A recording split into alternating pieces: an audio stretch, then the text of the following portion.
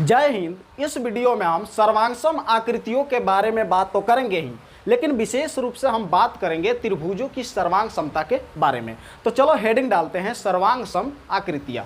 क्या हेडिंग डालेंगे? हेडिंग डालेंगे सर्वांग सम। सर्वांग सम आकृतियाँ, सर्वांग सम आकृतियाँ, जिसको इंग्लिश में कॉन्ग्रुएंट फिगर्स कहा जाता है। क्या कहा जाता है? Congruent figures. तो लिखते हैं कॉन्ग्रुएंट फिगर्स। सर्वांग सम तीन शब्दों से मिलकर के बना है, सर्व, अंग और सम। तो लिखते हैं, क्या लिखेंगे? सर्व, अंग और सम। सर्व का मतलब होता है सभी, सर्व का मतलब सभी। अंग का मतलब अंग, और सम का मतलब होता है समान या बराबर। अगर हम साधारण भाषा में कहें तो जिन आकृतियों के सभी अंग समान होते हैं, बराबर होते हैं, वो क्या कहलाते हैं? सर्वांगसम कहलाते हैं। या फिर हम दूसरे शब्दों में ऐसे भी कह सकते हैं कि जिन आकृतियों के आकार और माप दोनों ही समान होते हैं, वो सर्वांगसम कहलाते हैं। सर्वांगसम आकृतियों के आकार और माप दोनों क्या होते हैं? समान होते हैं। आकार और माप दोनों ही समान होते हैं। आकार को इंग्लिश में शेप और माप को इंग्लिश में साइज कहा जाता है। हम अपने डेली लाइफ में ढेरों ऐसी चीज़ें देखते हैं जो सर्वांगसम होते हैं। एग्जाम्पल के लिए, जब हम किसी डॉक्यूमेंट का फ़ोटो कॉपी करवाते हैं तो वो जो फ़ोटो कॉपी होती है वो हूबहू पहले वाले डॉक्यूमेंट की तरह ही होती है, जिसके आकार और माप दोनों के समान होते हैं। इसलिए किसी भी डॉक्यूमेंट का जो फ़ोटो कॉपी होता है वो सर्वांगसम होता है। ठीक उसी तरीके से किसी कॉपी में जितने भी पन्ने होते हैं, उन सभी पन्नों का आकार और माप समान होता है, इसलिए वो सारे पन्ने जो होते हैं सर्वांगसम होते हैं। 2000 रुपये के जितने भी नोट होते हैं, चाहे 500 रुपये के जितने भी नोट होते हैं, या किसी विशेष साल में ढाले गए 1 रुपये या 2 रुपये के सिक्के हो गए, या जो चूड़ियों का सेट होता है, ये सभी सर्वांगसम के ही एग्जाम्पल है। अब हम कुछ आकृतियाँ लेंगे और फिर पहचानेंगे कि इनमें कौन कौन सर्वांगसम है। अब हम फर्स्ट वाले एग्जाम्पल में इन दोनों आकृतियों को ध्यान से देखेंगे तो देखेंगे कि ये दोनों ही चतुर्भुज हैं, मतलब कि दोनों में 4-4 साइड हैं। इसके जो 4 साइड है वो 2-2 सेंटीमीटर के हैं, और इसके भी चारों जो साइड हैं वो भी 2-2 सेंटीमीटर के हैं। मतलब कि इन दोनों आकृतियों का जो साइज है, माप है, वो समान है। अब हम बात करें इनके आकार की तो हम देखेंगे कि इनका जो आकार है वो दोनों का आकार समान नहीं है, और हम जानते हैं कि जिनका आकार और माप दोनों समान होते हैं वही सर्वांगसम होते हैं। इसलिए ये सर्वांगसम नहीं है, क्योंकि इनका जो माप है वो समान है लेकिन आकार है समान नहीं है। ठीक है, तो ये दोनों सर्वांगसम नहीं है, कट कर देंगे। अब हम इस दूसरे वाले एग्जाम्पल में देखेंगे तो हम क्या देखते हैं कि ये जो साइड है, ठीक है, ये 2 सेंटीमीटर का है, और इसके सामने वाली जो साइड है वो भी 2 सेंटीमीटर की है। अब इसमें हम देखेंगे तो ये जो साइड है 2 सेंटीमीटर की, और इसके सामने वाला भी 2 सेंटीमीटर।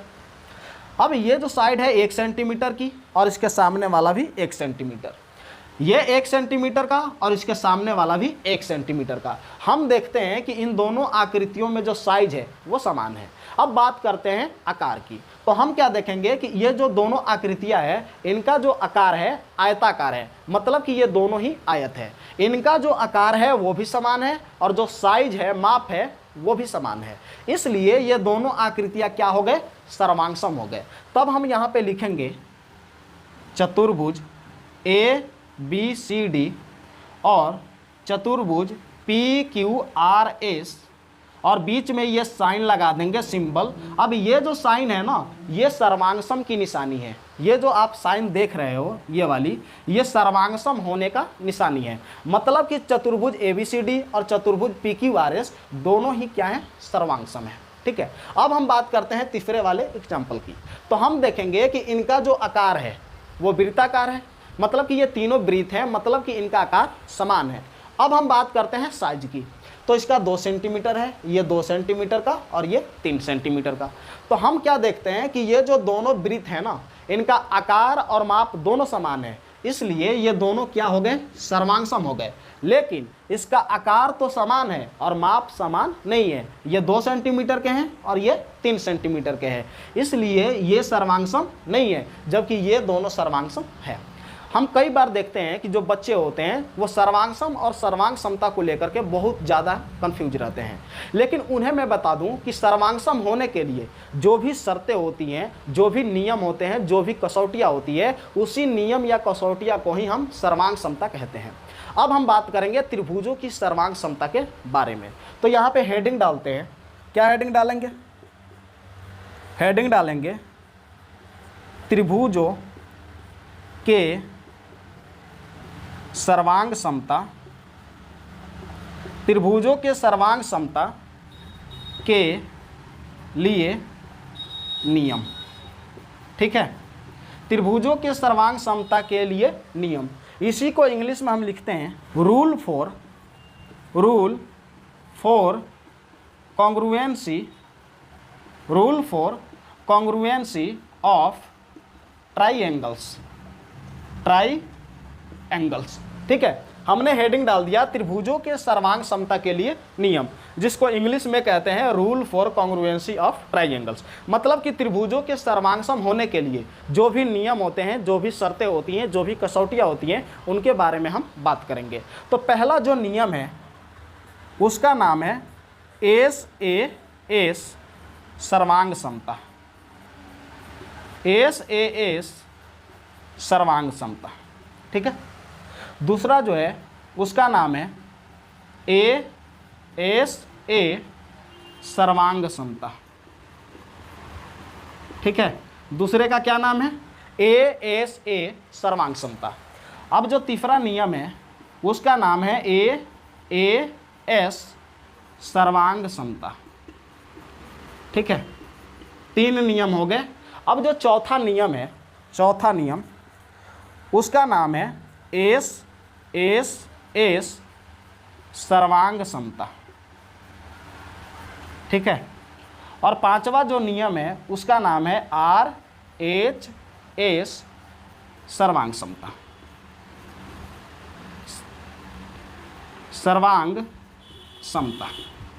अब हम क्या करेंगे कि बारी बारी से इन पांचों नियमों के बारे में बात करेंगे, डिस्कशन करेंगे। ठीक है, अब ये जो पहला नियम है इसका नाम है SAS, मतलब कि साइड एंगल साइड, जिसको हम हिंदी में कहेंगे भुजा कोण भुजा सर्वांग समता।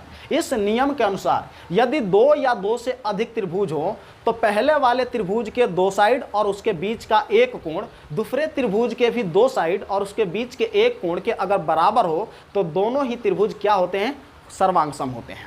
अब हम बात करते हैं सेकंड नियम के बारे में, जिसका नाम है ASA, मतलब कि एंगल साइड एंगल। इसको हम हिंदी में कहते हैं कोण भुजा कोण सर्वांग समता। इसका ये मतलब है कि अगर कोई भी 2 त्रिभुज हो और उन दोनों त्रिभुजों के 2 एंगल और उसके बीच का साइड एक दूसरे के बराबर हो तो वो दोनों ही त्रिभुज क्या होते हैं, सर्वांग सम होते हैं। अब हम बात करते हैं तीसरे नियम के बारे में, जिसका नाम है AAS सर्वांग समता। AAS का मतलब होता है एंगल एंगल साइड, जिसको हम हिंदी में कहेंगे कोण कोण भुजा। अगर कोई भी 2 त्रिभुज हो और दोनों ही त्रिभुज के 2 कोण और एक साइड दूसरे के बराबर हो, एक दूसरे के बराबर हो, तो दोनों ही त्रिभुज सर्वांग सम होते हैं। अब हम बात करेंगे चौथे नियम के बारे में। जो चौथा नियम है उसका नाम है ASS सर्वांग समता, जिसका मतलब है साइड साइड साइड, और उसी को हिंदी में हम भुजा भुजा भुजा सर्वांग समता कहते हैं।